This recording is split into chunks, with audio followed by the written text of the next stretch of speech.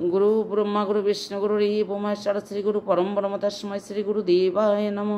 ओं अखंडल मंडलाकारं व्याप्तं जन चराचरं तत्पदं दूषितं जन तस्मै श्री गुरु देवाय नमो। सच्चिदानंद रूपाय विश्वत्पदादि हेतवे तापुत्राय विनाशाय श्रीकृष्णाय वयं नमो। जं प्रजापन्तमनुपेतमपि तकृत द्वैपायन विराह कातर अर्जुहाव पुट्यति तन्मयतरभिनेन्दु स्थातं सर्वभूतहृदं मुनिमानतोऽस्मि। निगमकल्पतरुगलितं फलं सुखमुखादवृतद्रव्यसंयुतं पिबत भागवत रसमलय मुहुरः रसिक भुवि भावुका। भागवत আমাদের অন্তঃকরণকে শুদ্ধ করে, যথার্থ তত্ত্বে নিরূপণ করে। পরম মঙ্গলময়ী পরম পূর্ণ প্রেম প্রদায়িনী ভাগবত কথা। ভগবান বরাহ রূপ ধারণ করেছিলেন, মৎস্য রূপ ধারণ করেছিলেন, কূর্ম রূপ ধারণ করেছিলেন। এভাবে ভগবানের 10টি অবতার আছে, মৎস্য, কূর্ম, বরাহ, নৃসিংহ আর আজ বলছি বামন অবতার। এই 5টি বলা যাচ্ছে, আরও 5টি আছে। এই বরাহ অবতারে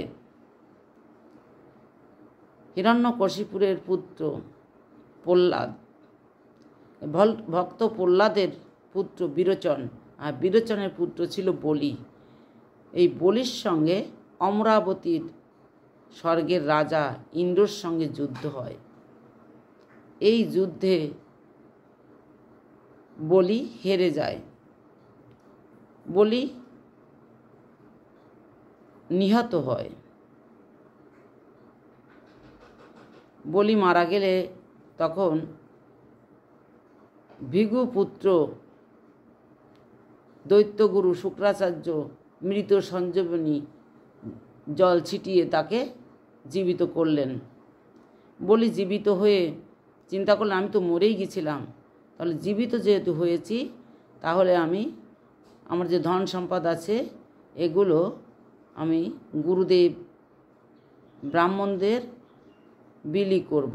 তাই উনি তাদের বিলায় দিচ্ছিলেন। এখন এই বিলানো দেখে গুরুদেব ও ব্রাহ্মণরা খুশি হলেন, বললেন তুমি যজ্ঞ করো। তখন যজ্ঞ করলেন আর ব্রাহ্মণদের পূর্ণ শক্তি দিলেন এই বলিকে। আর বলিকে বললেন তুমি স্বর্গে যাও, তোমার সৈন্যবাহিনী নিয়ে দেবরাজ ইন্দ্রকে আক্রমণ করো। বলি সৈন্যদল নিয়ে স্বর্গে গেলেই দেবরাজ ইন্দ্র দেবগুরু বৃহস্পতিকে স্মরণ করলেন। বৃহস্পতিকে বললেন, গুরুদেব তাহলে আমরা কি করব? আর তো এখানে থাকা সম্ভব হচ্ছে না, বলি তো বলিয়ান হয়ে এসেছে। তখন বলল, তাহলে তোমরা একটা কাজ করো, তোমরা স্বর্গ ছেড়ে মর্ত্যে চলে যাও। তখন দেবতারা স্বর্গ ছেড়ে মর্ত্যে চলে গেলেন। এবার দেবতারা ভগবানের শরণাপন্ন হলেন, ভগবান তুমি আমাদের রক্ষা করো। আর দেবতাদের মাতা অদিতি দুঃখিত হয়ে বিষণ্ণ বদনে বসে আছেন আর চিন্তা করছেন। আর কশ্যপ ঋষি অনেক দিন পরে আশ্রমে এসেছেন। এসে বলে, অদিতি তোমার কি হয়েছে? অদিতি বলেছে, আমার ছেলেরা স্বর্গ ছেড়ে মর্তে ঘুরে বেড়াচ্ছে। তখন কশ্যপ বললেন, তাহলে তুমি পয়ব্রত করো। তাই কশ্যপ ঋষির কথা মতো অদিতি পয়ব্রত করেছিল। সত্য কথা বলতে হবে, অন্ন আহার গ্রহণ করা যাবে না, শুধুমাত্র দুধ পান করা যাবে, সেটা করেই থাকতে হবে। এভাবে আর মাটিতে শয়ন করতে হবে।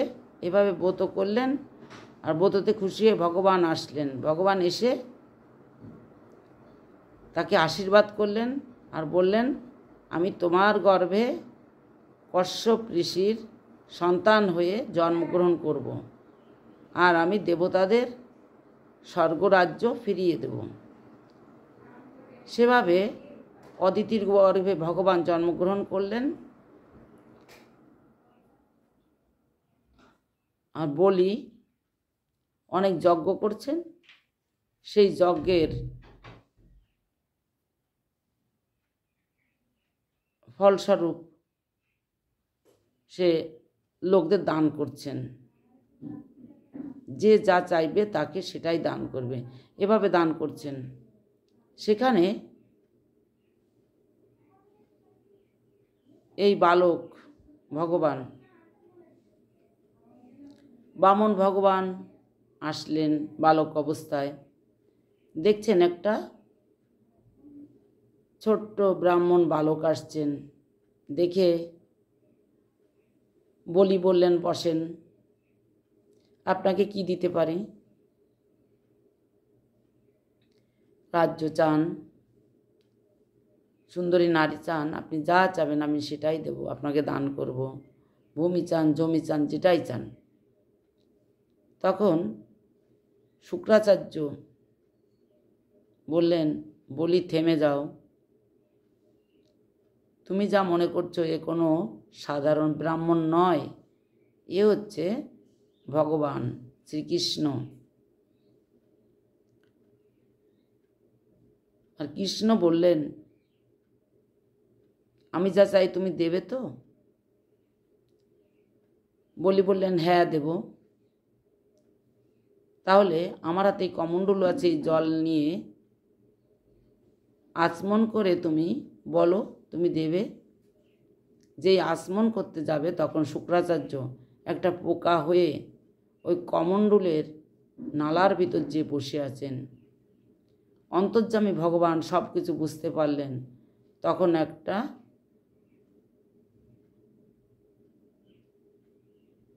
কি জানো, ওই যে হাতে দেয় যে কাশে,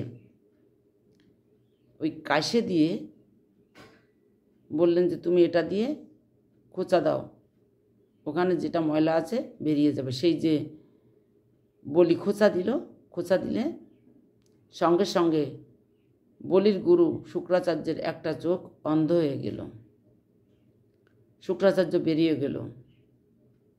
আর তখনই জল হাতে নিয়ে বললেন, আমি দান করব, যে যা চাবে তাই, তুমি যেটা চাবে তোমাকে সেটা দান করব।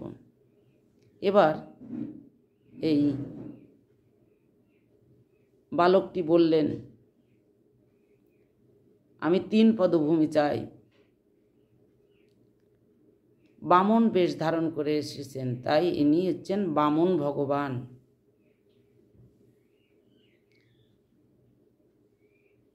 সঙ্গে সঙ্গে উনি 1 পদ দিয়ে মর্তভূমি সমস্ত ঢেকে দিলেন, 1 পদ স্বর্গে দিয়ে ঢেকে দিলেন। আর 1 পদ কোথায় দেবেন? তখন বলির স্ত্রী ছিল ওখানে। বলির স্ত্রী বললেন, এমন সুযোগ ছেড়ো না, এখনও তোমার মস্তকটা বাকি আছে, তুমি তোমার মস্তকটা দাও। তখন বলি মাথা পেতে দিল।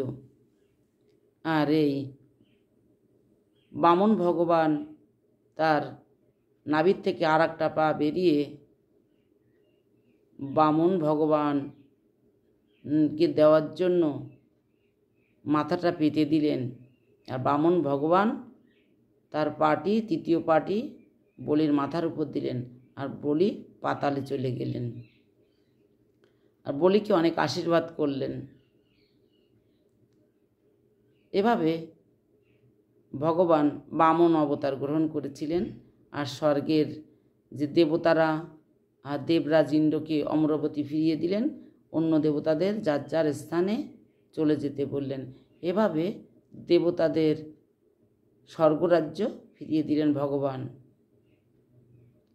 ভগবান যুগে যুগে অবতার গ্রহণ করেন সাধু বৈষ্ণবদের রক্ষার জন্য।